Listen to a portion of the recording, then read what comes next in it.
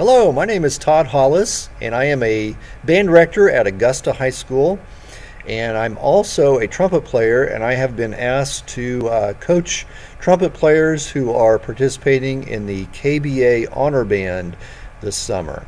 So let's get started. The very first piece of music that I was given to help you with is called El Camino de Anaheim, and let's talk about some good fundamentals of sight reading before we ever sight read this. I always like to look at several things before I ever dig into a piece of music.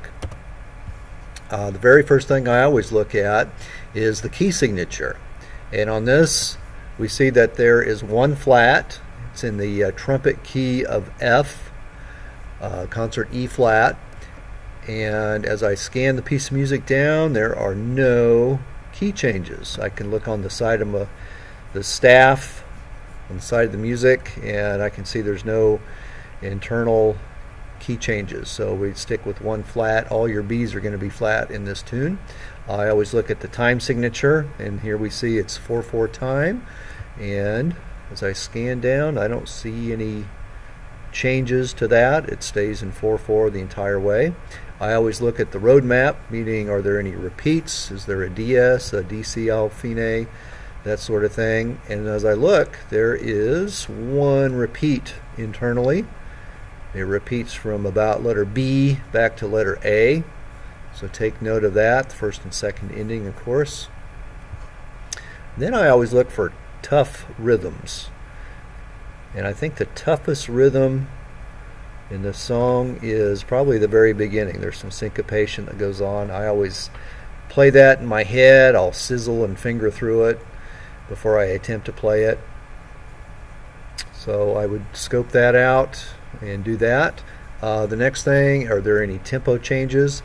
Now this piece of music that you have is, looks like it was not published yet. It is published now, but the composer Steve Graves did not indicate a tempo marking. So what I did is I went and looked it up online, and there's actually a recording of this, and it is 112 beats per minute, and it does not change throughout. So when I tap the metronome and play along, that's the tempo that I have chosen, 112.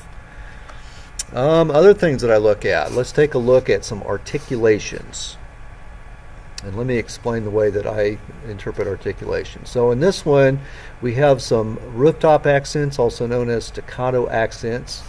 When I look at staccato accents, I interpret those as short and accented.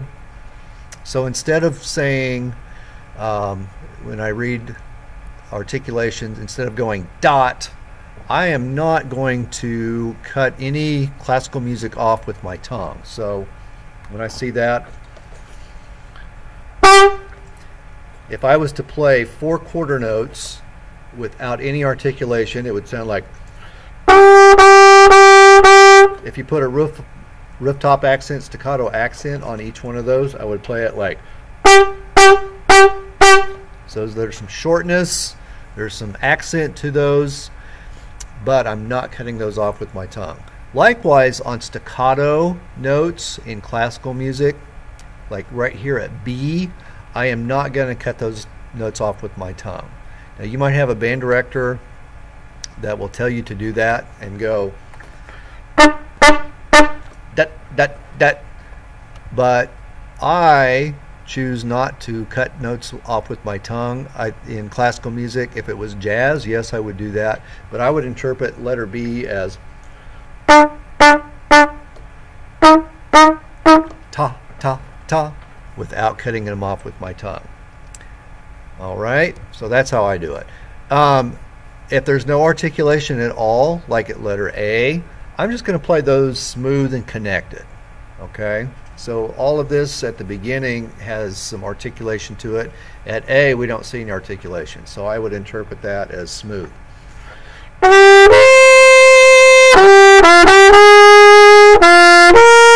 Etc., etc. Make a difference between what you see at the beginning when you to where you get to letter A. Some other things to think about. There are some divisi parts. That means you're going to divide it. There is only one trumpet part on this particular piece of music, B-flat trumpet, so it's meant to be for obviously more than one trumpet player playing the same part. And when you get to these situations like at letter A, just decide between you and your stand partner who's going to play the top part, who's going to play the bottom part. Or your clinician, your band director might assign you, okay, you three guys, you're going to play the top, you over here, you're going to play the bottom. But just make sure that both of those notes get covered, because there is only one part. Let's talk about cutoffs real quick. At the beginning, actually the measure before A, you'll see a note that it's tied, the half note's tied to the eighth note. And what that means, that is your composer, arranger, is wanting you to make sure to go all the way to beat 3. Now you might think, oh, I want you to go to beat 3.5 and cut it off on the end of 3. Well, in my experience, this means simply to just to hold it full value and cut it off on 3. So I would take my pencil and write -3 above that note, and that tells me to cut it off on beat 3. Okay, well, let's play some music here. I'm going to play through it once the way I interpret it, and I will let you know I am going to play with a metronome over here on my smartphone, and I'm going to try to sync it up with the music. There might be just a little bit of a lag. So here is El Camino de Anaheim.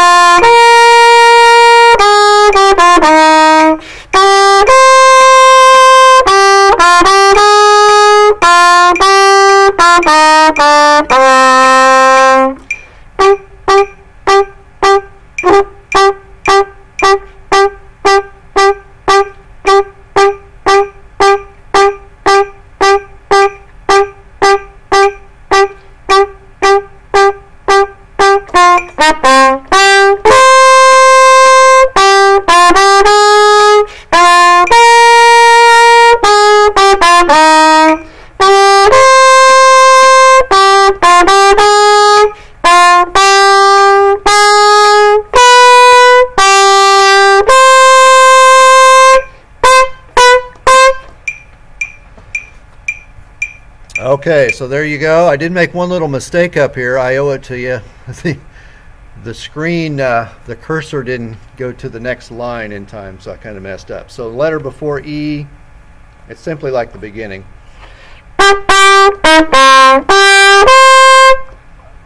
So that's all it is there. All right, so there you go.